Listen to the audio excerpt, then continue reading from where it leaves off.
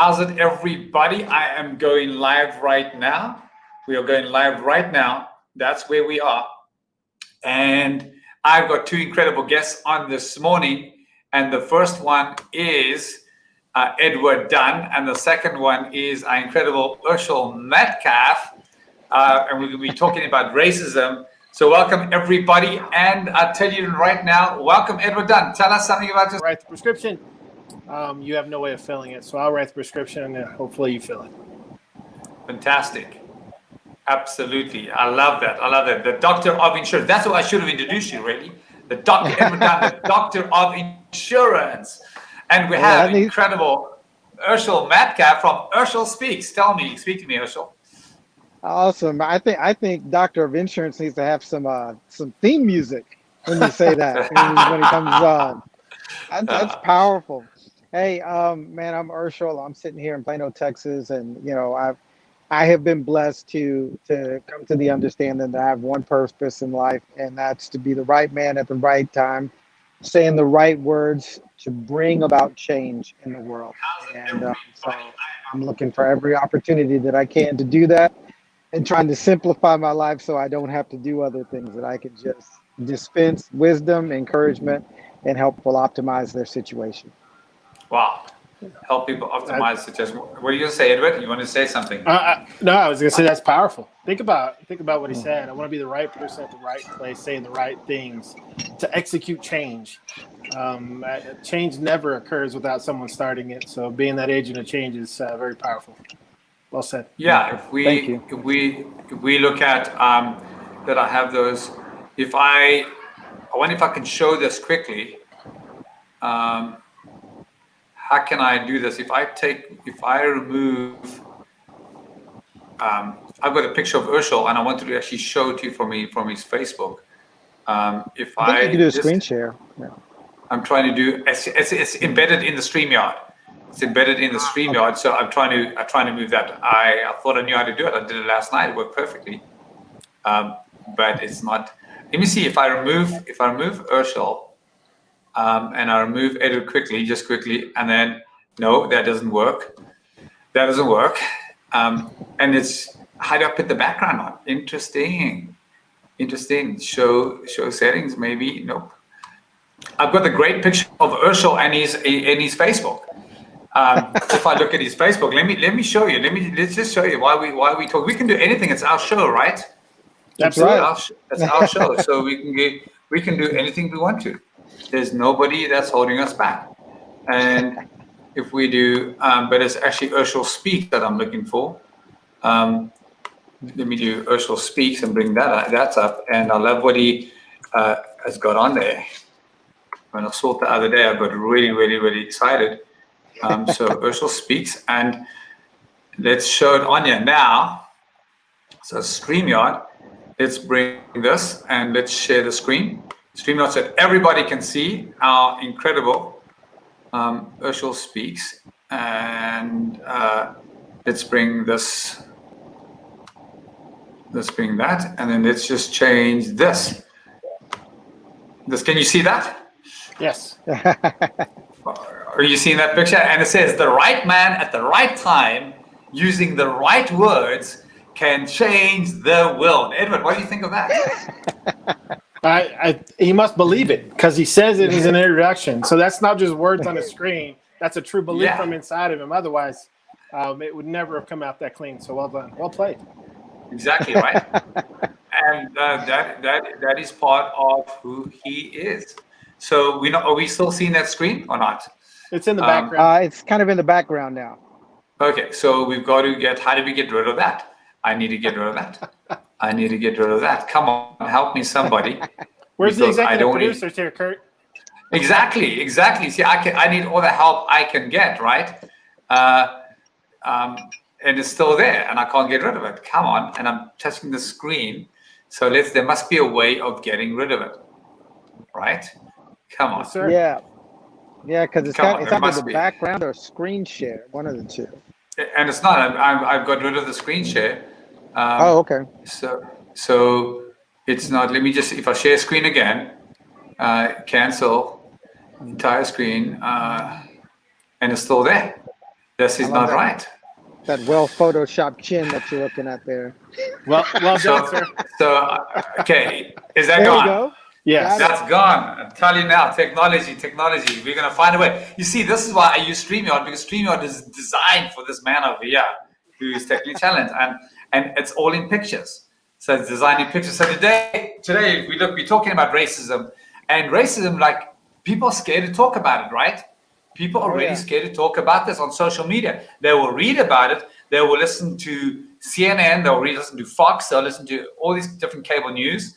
But they're very scared to put something out there on racism or religion or sometimes politics. And people say, "Oh, you just don't talk racism. You just don't talk politics. You just don't talk." But these are things we should be talking about. Exactly. Talking, having Yeah. conversation. Why do we shun it? Why do we shun the things that affect us in our life? Why do you think so? Well, the interesting thing is, and you heard that, for years, if you're in a public or a social situation, don't talk race, don't talk politics. Now we have like two generations of people who cannot intelligently have those conversations in a way of social discourse where there's respect and change of ideas and that people grow. But I think really it boils down to this overdeveloped sense of the need of comfort in a social environment, and the need to be right. And so, if as long as we keep the conversation comfortable, we can go to war talking about the Dallas Cowboys and the New York Football Giants. We can pop a blood vessel, in our head talking about baseball. But the things that actually matter the most, we don't want to discuss those things because it's uncomfortable. And I think in my opinion, it's less about it'll make somebody else uncomfortable. It's uncomfortable for us, so we become intellectually lazy. Because if I'm going to have this conversation, I'm going to have to listen, and I'm going to have a reason for what I think. And there's the real challenge. I might have to dig into why I think and feel the way that I do. Well, you may have to have a reason. You may have to have a reason. Oh my gosh, that was good. You may have to have a reason why you think like that. Because most people, I don't care my reason. I'm just saying why I think it. But That's right. when we challenge, you may have to have a reason why you think like that. Very, very good. Edward, what do you say? No, I think it was brilliantly said. And it's amazing that you brought up the Cowboys, because the Jerry Jones, the owner of the Cowboys, what does he always say, right? Good news or bad news, it doesn't matter. You can talk good about them, you can talk bad about them, as long as you're talking about them, right? Keep talking about it. Yeah, keep talking about it. That's his philosophy. And to be honest with you, it works. That's why his franchise is the number one franchise in the world as far as value goes, because people talk about them. And sometimes I think I think you said it. Why do we stay in a comfort zone? Because it's comfortable. No one wants to go outside when it's not comfortable, right? We don't have the right jacket. We don't have the right shorts. We don't have the right shoes, right? We don't want to go out and feel uncomfortable. And sometimes in order to grow, we have to get uncomfortable. And if we don't get uncomfortable, we'll never grow. And I think that we have made how do you put it? We've made it okay in this country to never compromise, to never agree on something. Like we almost, it's us versus them on everything, instead of us listening to them and coming together as we just don't do that. And I think that's what this conversation should be, is not about whether or not we agree on everything, but whether or not we can have an intelligent conversation that opens up more conversations. Because not everyone's going to agree with everything that's said today. And I don't think we should care about that. I think we should care about what we agree in our hearts. If we're saying it the right thing for the right reason, then people will listen for the right reason. Absolutely. One of the things, I'm sorry for just jumping in here, but I don't say this often enough. And one of the phrases that I really don't enjoy, let me say it that way, a phrase that I really don't enjoy people saying, because I feel like it's one of those early outs and early cop-outs. And that's, we're just going to have to agree to disagree, right? And people say that all the time. And there's probably some place for that. There's probably some room for that. But to me, when I hear people say that, oftentimes I feel like what we're really saying is we're just going to agree to not listen to each other. We're going to agree to not take point and counterpoint, weigh the facts, and make a decision, make a choice, and say, you know what, that's really valid.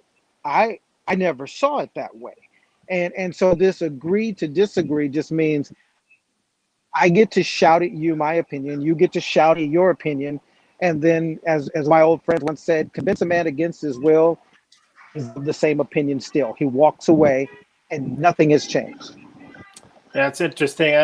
I'm sure you've read the Wow. book, the Dale Carnegie book, right? How to Win Friends and Influence People, right? And it Yes, talks sir. about that. It said no one can ever win an argument. You'll never win one. Even if you convince the other person of their side, they walk away angry and having changed nothing. And if they beat you down in your argument, then you walk Yeah. away angry, having learned nothing. And so sometimes the best approach is to stop and listen. As a matter of fact, I teach a class or one of the classes that I teach on sales skills talks about communication. What is truly communication? And communication has got 3 steps. First is listen. Listen is active listening, right? You've got to hear what the other person says, and not just the words that they're saying, but listen for understanding. 2 is discover. Ask questions. Discover what it is that maybe not as clear to you, or maybe that you need more information on. And then finally, after you've listened and you've discovered, then and only then can you understand what you're communicating. So I think it's a great way to look at it. Yeah. Absolutely, and that you see, I mean, we're talking about racism, but these are the issues behind, because we don't do this as a culture, we don't do this as a society, we don't do this individuals. We don't teach us in our schools. We don't teach us in our Sunday schools. We don't teach us in our families. We don't teach us in corporations. We don't teach, we don't talk about what we say now. Imagine if this was the first lesson we did. You couldn't graduate high school unless you got 95% on this topic. You weren't allowed to graduate. You see, a friend of mine was saying, well, teachers need to get an increase. Now, my sister's an incredible teacher. I mean, what she does for these kids, she sends them bedtime stories at 8 o'clock at night on, that's what she does. I mean, she goes out of her way, but I know that not all teachers are like that. And there are a lot of great teachers. Okay. We all know that. But the thing is, the school system, sometimes I think maybe we should just shut it down. What are we teaching our kids? What are we teaching of the essence that really matters in life? For example, what we're talking about now, understanding. No one graduates unless we can master this. And then you've got to role play and give examples before you graduate of understanding this. Put people in situations and, and test. This is what we need, right? Because look, we're teaching people about the moon, but who's going to NASA and buying a ticket to go to the moon? I mean, I don't understand this. And so years ago, Edward, I was going to movies with Urshel and another guy. This was in North Carolina. So we get to the movies, and this lady says, the one guy was a young Marine, so he was looking younger. It was Jeremy, and the lady behind the box office who's selling the tickets says, so is that 3 adults? And Urshel often reminds me of Eddie Murphy, because Urshel can be very, very funny. I mean, we're talking serious stuff here, but he can be very, very funny, especially when he's leading spinning classes and other things, and speaking or leading worship or whatever. But he said this to the lady. He said, no, because I'm from South Africa. So he says, it's one African American with a tan, it's another African American without a tan, and it's one white boy. Do you remember that, Urshel? Yeah. That was like 18 years ago. And she did not know how to respond.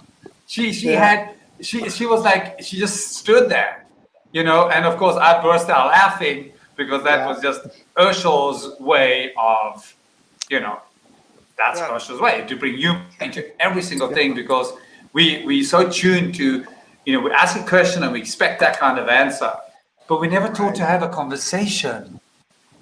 We never taught to have a conversation, right? Yeah. We are in kindergarten, right? Think about what the lessons you'll learn in kindergarten. This is we could do by the way, a whole different session of this on education, because I got a lot to say on education. But it's the last time that we're taught to play well with others, to share. Wow. Right? Yeah. What other grade are we taught to share, play well with others, to listen to what they have, to heaven forbid, hold hands when we're on the playground, right? Yeah. Yeah. When else are we taught those things? It's like we teach them when we're Wow. 5, and that's the last time we hear from it. And Wow. that's a problem that we've got to address. And again, we could do an entire thing on education too, because Yeah. our back when we education used- system is broke. Yeah. That's back when we used to get a citizenship grade. Right? I mean, think about Wow. that. Based on what you were just saying, Kurt, we used to get a grade for being a good citizen Wow. in class. Wow. And that doesn't happen Just think of- anymore. Yeah, just think if that was required to graduate. Wow. But shouldn't it be? Shouldn't it be? Can we Wow. honestly look at our education system and say we are set up for success in our lives? I would challenge you to say no, right? Great. We understand how to do long division, although we don't need that anymore, right? We've got calculators for it. We understand, what happened in the Byzantine Empire 500 or 1,000 years ago. Great. We could look that up on Wikipedia, right? What we should be taught is how to listen to someone else and be a good citizen toward them. How to say, you know what, your opinion may be different than my opinion, but that doesn't make it any less important. And it doesn't mean I should listen any less. Right. That's what we Yeah. should be taught. Yeah, Wow. and those critical thinking skills, and Kurt's talking about his sister, and her being phenomenal in doing these things. I know a lot of teachers. I know a lot of people in education, and it's so hard for them because we know in America, no one went into education, especially public school education, to become rich, right? No one went there to find their fortune in the classroom, except for the fact that they believe that the real riches is investing in the hearts and minds of young people. But then they're stuck in a system oftentimes where they have to teach for end of grade tests. They have to teach for, standardized testing and exams instead of teaching them critical thinking. How do you really, because again, knowledge has increased so much, but our dependency on knowing is much less decreased because we do have access to the internet.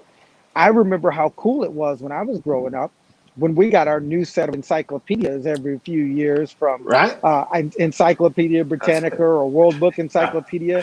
I mean, I loved it. We got those new ones and there would be new pictures and new things. And that was great. And of course, those encyclopedias were like 5 years, outdated by the time they were printed and we got them.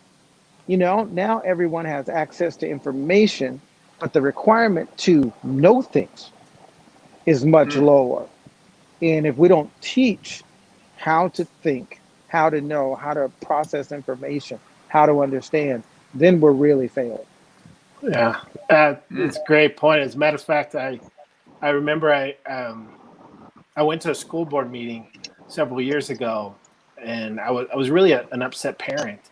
My youngest son, which Kurt actually has met, is a super intelligent kid. Probably, matter of fact, he was so proud. He came home yesterday. He says, "Dad, I just want you to know, I am the vice chair of the education caucus for the Young Democrats of my area." And I'm like, "Holy crap! Wow. 16 years old. Well done, kid." But Wow. he's a super smart kid. But I remember sitting with him when he was in eighth grade, and he's like going through these notes that he had taken in class today, and it was testing strategies. It says the most common answer is C, so if you don't know, always guess C. The longest answer is almost always right. So if you don't know, check the longest answer because it may be the most right. Don't try to guess what the right answer is if you don't know. Cross out the ones you know are not the right answer because it increases your probability of getting them right. Why in the world does my son know strategies to pass a test instead of just teaching them the content they need to pass the test? Wow. What is wrong with that Yeah. picture? Yeah. Wow. Interesting. Yeah, Interesting. and the real sad part about that is, you know, it would be great if that would work, and then you could get the same sort of notes for how to be married and how to raise a child and how to deal with a difficult boss. And you could just eliminate, you know, the possibilities of being wrong, and then go try that with your wife. Go try that with your husband and see how life treats you when instead of getting understanding and knowledge, you just try to figure out how to get by without learning what you need to learn. Right. What an amazing Man, way to man. think that through. Right. Wow. That's very true.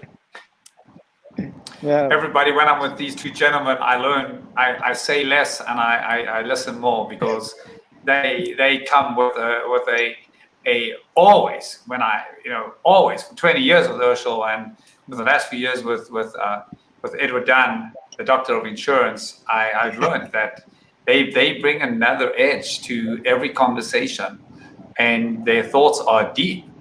And we're talking about racism today, and this is what we're really talking about, because these are issues of racism. These Yeah. are the issues. These are the solutions to the problems, and we're only beginning the discussion on this, right? Yeah. Because what's the difference between racism and politics and religion? It's the essence of communication and understanding and learning and discovering and thinking Yeah. for yourself, not to be told what to think or what your Right. group believes. So now I've got to think like that. But actually asking yourself, and right at the beginning, you say, well, people are scared because they might be asked for a reason why they think like that. They don't know Yeah. it. Right? Yeah. Yeah. Yeah. A great I mean- example. I'm sorry. Go ahead. No. Go for it. A great example of that is, I had a roommate several years back, and we were having a conversation, and it was something on TV or something, whatever, and it involved, what's commonly referred to as an interracial marriage. It was a black man and a white woman, and some conversation popped out of that, and my roommate, who was an older white gentleman, he started to give an explanation that I'll go into of why he felt like, a white girl would marry someone of the opposite race. And I didn't even the reason or the justification of why he, thinks that someone would do something else. But the question that I asked him is, I said, by opposite race, what do you mean? And he said, why she would marry a black man because she was white. I said, can you tell me the name of any other race and tell me what the opposite race to that is? Ha! And he looked at me, and sorry about the noise. I'm enjoying outside here. Beautiful. And he said, what do you mean? And I said, tell me another race, whatever you define as a race, and then tell me what the opposite to that race is. Is there an opposite to, if Asian is a race, is there an opposite to the Asian race? And he was like, honestly, I never thought about it before. I said, well, so the real question is not, have you ever thought about that? Why do you think that black people are the opposite of white people and vice versa? That's the real question. And that's a, a unique question, that I think, not just in America, but definitely is an American conversation, is how did that terminology slide in, that people of brown skin and people of beige skin are opposite from one another? That's a fundamental problem in the conversation. Well, there's another fundamental problem in that same conversation, if you think about it, because asking the question of why one person married another, regardless of their skin color. Why does anyone get married? Right. Kurt, why did you get married? Because you loved your spouse. Why did I get married? Because I loved my spouse. I wanted to spend the rest of my life with them. Ursula, I don't know if you're married or not, but why did you marry your spouse? Because you want to spend the rest of your life with that person. I don't care what the color of their skin is. I don't need to justify why one person that's one color marries another. No, it's not about the skin color. It's about what you feel in your heart. and heart Yeah. cannot see color. This is the reason Yeah. why that people that are a few pounds overweight like me can still get married. You know why? Because my wife didn't look at me and say, "Oh, you're too fat. I don't want to marry you." No, she said, "I love you enough to spend the rest of my life with you, regardless of Wow. what you look like." Yeah. Wow. Yeah. And that's Man. it's so powerful when you know think about, what does it take to love? What does it take to care about someone? What does it take to have meaning? And we all get the examples. Part of the reason why I just keep having kids is because, they teach us so much better than anything else in life. And I remember, I hadn't thought about this in a long time. I remember was living in Philadelphia, and we had some friends from Philadelphia that came home here to Dallas with us for Thanksgiving and came to, share with our family. And of course, they came to Dallas and they wanted to sightsee and they wanted to go downtown and they wanted to go to the book depository building and the museum where Kennedy was shot and all of these things. And I was like, sure, I'll take you. It'll be interesting because I've lived here all my life. I've never been there, I'm not really a sightseeing person or, that sort of thing. And so we went down there and there was one room where they had, it was set up kind of like a theater. And they were in that room, they were showing, and this was from where Kennedy was shot, from that building. And you could see the window that he fired from. And they were showing the film and all the marches and and the hatred and everything else. And my daughter Christina, she was somewhere between maybe 2 and 4. She was very young, walking, a little bit autonomous. Maybe she was 3 or 4. And in the middle of watching all of this, that tumultuous time in our history, I turned around, and as life would have it, she has somehow connected and made friends with this little girl who's white.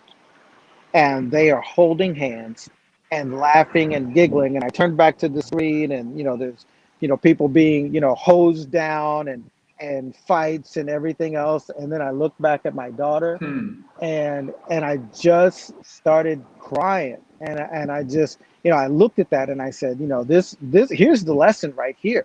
This is why this museum exists. This is why we need to pay attention to this, because those girls, and then their family had to leave, and both of the girls were crying because they were being separated from one another.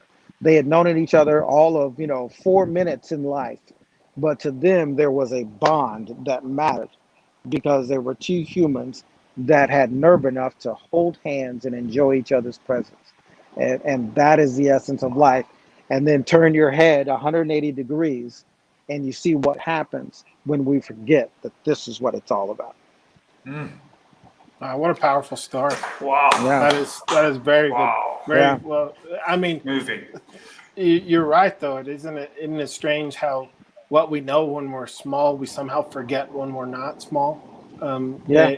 It is amazing, right? I mean, Yeah. I don't, and maybe I grew up in West Texas, but I just didn't see the separation of race or those things when I was younger. But the older I get, the more I saw that, wow, there's a problem in this country, and we can gloss over all the history books we want, and we can try to downplay it or make it look not as bad. But the point is that that's not what we should do. We should teach as bad as it was.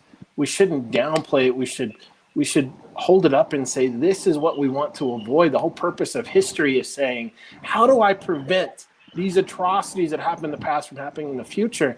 And if we ever put that book down, or we somehow minimize it or downplay what actually happened, we're forgetting the history lessons that we were supposed to learn. Yeah. And so, yeah, carry on. Yeah, no, and I think we also do a disservice to the progress and the effort that has been made. I mean, since February, I've lost, about 20 pounds, and I've got about another, 15 to 20 pounds that I need to lose. And if today and going forward, I forget, what habits and what things that I needed to do to get to this point, then instead of losing that other 20 pounds, I'm going to be back at 227 and infinity and beyond, right? Because I'll go back into those bad habits, and then over time, I'll continue to gain the weight. And it's the same sort of thing. If we don't pay attention. So this is what it was. This is what it takes to get here. But we haven't crossed the finish line yet. That's an interesting viewpoint. Do you think that? And I'm sorry, Kurt, if you wanted to say something, but no, go please. Do you please feel go. like that if we think about the lesson learned there, sometimes the change is so gradual that we don't see it ourselves, right? You don't look in the mirror today and say, "Oh man, I lost a pound yesterday," right? You don't see those gradual changes, and it's not until something comes up and you say, "Man, look at this picture of me 2 years ago. Look at this picture of me today." Yeah. I can tell I've lost the weight because I can look back and see where I was to where I am. But sometimes those changes are so gradual that I don't even realize some of the thoughts or things that I'm saying maybe are not appropriate. Like your friend that said, I don't think he intentionally said anything of it when he said, how did you marry the opposite? I don't think that was intentional, but isn't it one of those things that slipped in because it was such a gradual movement down that road that he never noticed where he had gotten to until it was brought up again, or he saw the picture of who he is to where he wanted to be or was? Exactly. And like I said, there was nothing, there was no malintent, there was nothing negative in his mind and his perception of what he was saying. But again, it's not until sometimes our thoughts, our way of thinking is challenged. And we have to, take a look and say, where did that come from? Why did I say that? Why do I think that way? I grew up, well, my last 4 years of school and high school was in Richardson, Texas, just south of here. And we had an amazing high school experience. You take every 80s movie, every teenage 80s movie that was out there, and you dump it into one pot. Like, that was my high school. And we got along, everybody partied together, everybody had fun, but we had all the diversity, we had the ropers, they were the, cowboy boots, and, we had the jocks and, the rich kids, preps, all of those things that you see in all those movies, we had it. And sometimes even having some of these discussions, like some of my close friends, there's two dynamics that happen now. One dynamic is some of them will be like, we're from because we didn't have that in high school. Why is it here now? And so they're the ones that sometimes think that racism is worse today than it was back then, because we had an environment that was actually kind of unique even during that time. But then there were also things that some of them didn't experience that I may have experienced, because, they weren't experiencing being Black. They were experiencing us getting along and being friends. But then, we have other, groups that, some say, where did this come from? And, some that, racism. I had guys say to me one day, race doesn't even exist anymore. It's not even real. It's just something that people keep talking about to keep stirring it up to cause problems. And I think I can help both of them if they're willing to listen, as well as helping myself. But the first thing I had to do is I had to learn to understand the perspective that they're coming from. Some people are ignorant because they choose to turn away from knowledge. Some people are ignorant because they never experienced or never had knowledge of something. And that's the true ignorance. There's a whole bunch of things. You can fill Dallas Cowboy Stadium with stuff that I'm ignorant of because I just don't know it, because I never learned it. But then there's this point where the things that are most important, if I choose to be ignorant about the things that make my wife happy, well, then I'm a fool, right? Because that's going to directly impact my ability to be happy and to live a peaceable life in my home. So I may have started out my marriage being ignorant about some things, but if I want to be married